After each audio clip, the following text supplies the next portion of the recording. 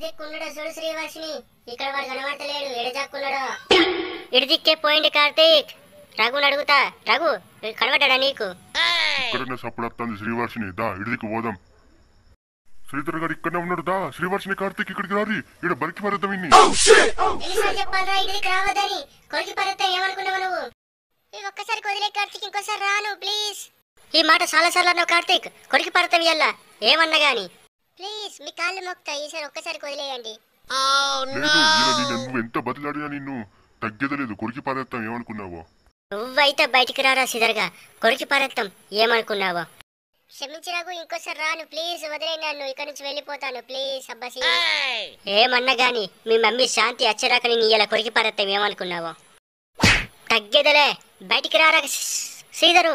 కొరికి పారేస్తే ఏమనుకున్నావో? తప్పించుకుని వాడు కాదు. నువ్వు బయటికి ఎట్లా ఊతా కదా మేము. ఎడది ఖచ్చి తప్పు పని చేశాను.